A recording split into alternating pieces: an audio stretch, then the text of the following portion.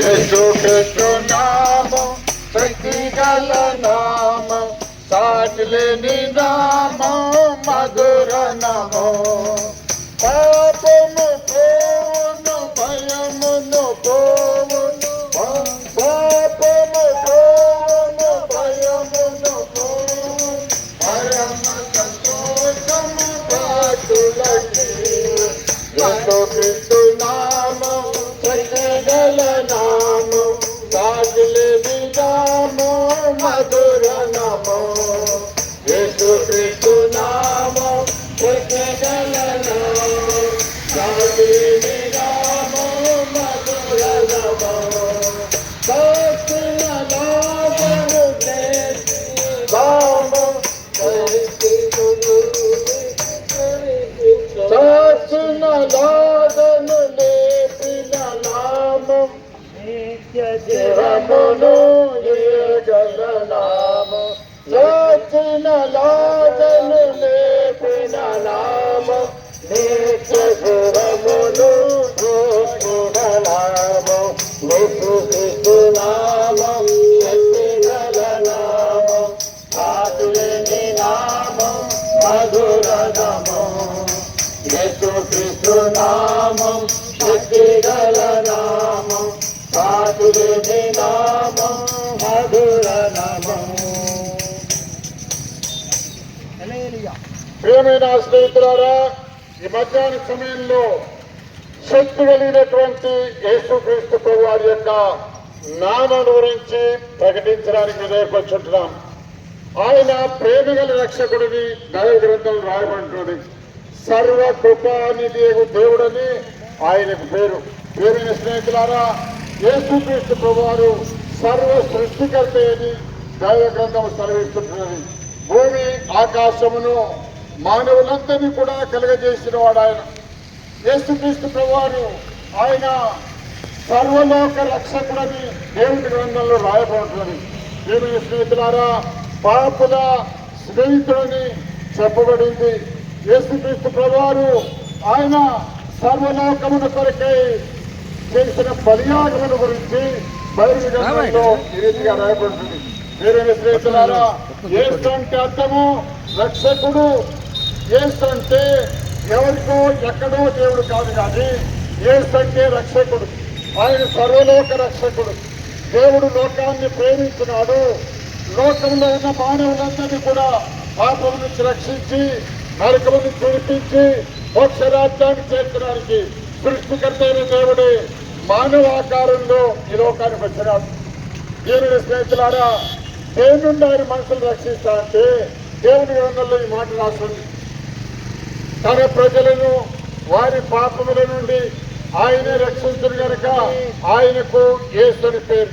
అయినరమలారా, ఆయన ప్రజలమైన మనల్ని మన పాపము నుండి రక్షించడానికి సృష్టికర్త అయిన దేవుడు యేసు నామములో ఈ లోకానికి వచ్చినాడు.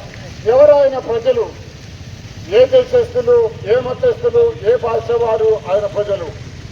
సర్వలోకులను ఆయన సృష్టించినాడు. మనమందరం కూడా ఆయన ప్రజలమే, ఆయన సృష్టించిన ప్రజలమే. మనల్ని ప్రేమించి లోకాన్ని ప్రేమించే శుభవారి లోకానికి వచ్చినాడు. ఎందుకంటే రక్షించడానికే రాస్తుంది. దేవుని రక్షించడానికంటే వారి పాపముల నుండి రక్షించడానికి. ఎందుకంటే ఏ భేదం లేదు, మనం అందరూ కూడా పాపులమే. జన్మతో కర్మతో కూడా మనం పాపులమవుతున్నాం. పాపమును బట్టి ఆ పరిశుద్ధులైన ప్రేమించే దేవుడికి దూరం అయిపోయినాం. పాపాన్ని బట్టి నరకానికి అగ్నిగుణానికి వెళ్తున్నాం. అయితే మనల్ని సృష్టించే దేవుడు మనల్ని ప్రేమిస్తుంది కనుక మన పాపముల నుంచి రక్షించి మోక్షరాజ్యం ఇవ్వడానికి, నరకం నుంచి తప్పించడానికి మన సృష్టికర్త అయిన దేవుడు ఈ లోకానికి వచ్చినాడు. యేసు ప్రభు మానవుడిగా ఈ లోకంలో జన్మించినాడు. పాపం లేకుండా జన్మించినాడు. మానవుడిగా ఈ లోకంలో జీవించినాడు. పాపం లేకుండా జీవించినాడు. అయితే మానవులందరికీ మేలు చేసినాడు. పాపులను ఆయన ప్రేమించినాడు. కొద్దివారికి కాళ్ళు ఇచ్చినాడు, గుడివారికి కళ్ళు ఇచ్చినాడు, చనిపోయిన వారిని బ్రతికించినాడు, కృష్ణయోగులను బాగు చేసినాడు. 5 రొట్టెలతో 5,000 మందికి ఆహారం పెట్టినాడు. అంతేకాదు ప్రియమైన స్నేహితులారా, ఆయన చెప్పినాడు, సర్వలోక పాపుల కొరకై నా ప్రాణాన్ని బలిగా అర్పిస్తున్నాను. నేను చనిపోయిన తర్వాత మూడవ దినం తిరిగి లేస్తానని యేసు ప్రభువారు చెప్పినాడు. ఆయన చెప్పినట్లే నీ కొరకు నా కొరకు సర్వలోక పాప పరిహారార్థమై యేసుక్రీస్తు ప్రభువారు శిలువ మీద తన ప్రాణాన్ని బలిగా అర్పించినాడు. ఇష్టపూర్వకంగా ఆయన మన కొరకై యేసు ప్రభువారు మన శాపము, మన పాపము, మన మరణము యేసు ప్రభువారు ఆయన తీసుకున్నాడు. మన స్థానంలో యేసుక్రీస్తు ప్రభువారు రక్తం కార్చినాడు. ఆయన చనిపోయినాడు, సమాధి చేయబడినాడు. మూడవ దినమున సమాధి నుండి తిరిగి లేచినాడు. మరణాన్ని గెలిచి తిరిగి లేచినటువంటి సజీవుడైనటువంటి యేసుక్రీస్తు ప్రభువారు అందరినీ ఆహ్వానిస్తున్నాడు. ప్రయాసపడి భారం మోసుకొనుతున్న సమస్త జనులారా నా ఇద్దరికి రండి, నేను మీకు విశ్రాంతికరం చేతులని యేసు ప్రభువారు ఆహ్వానిస్తున్నాడు. అందరిని సృష్టించే దేవుడు, అందరిని ప్రేమించే దేవుడు, అందరి కొరకు ప్రాణం పెట్టే దేవుడు, అందరి కొరకై సమాధి కలిసి తిరిగి లేచిన దేవుడు అందరినీ పిలుస్తున్నాడు. విశ్వాసం వచ్చిన వారందరికీ కూడా ఈ రక్షణ, మోక్ష వాక్యము, ఆత్మశాంతి, నిజమైన సంతోషము, పాప క్షమాపణ, ఆశీర్వాదము మనకందరికి ఉచితంగా ఇవ్వడానికి కొరకే సిద్ధంగా ఉన్నాడు. అని కొరకే దేవుడి గ్రంథం రాస్తున్నది.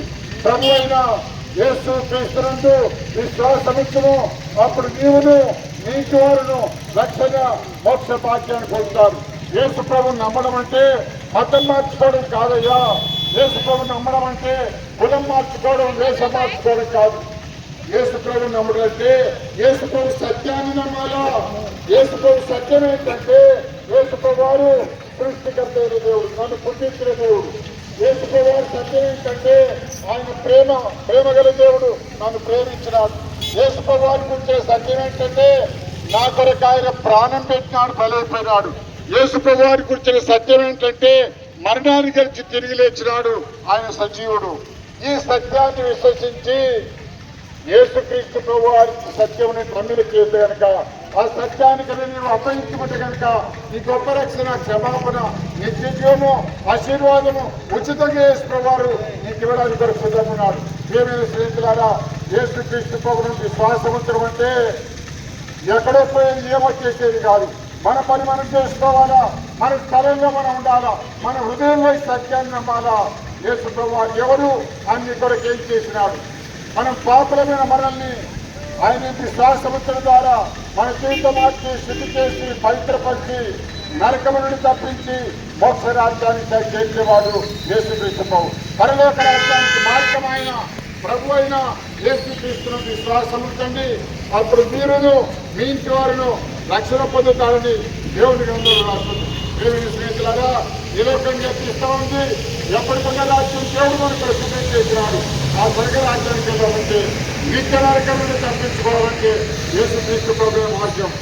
ప్రభు అయిన యేసుక్రీస్తుని విశ్వాసం ఉంచండి. అప్పుడు మీరును మీ ఇంటి వారును రక్షణ, మోక్ష భాగ్యాన్ని పొందుతారు. ఇంకా విషయం ఎక్కువ తెలుసుకోవడానికి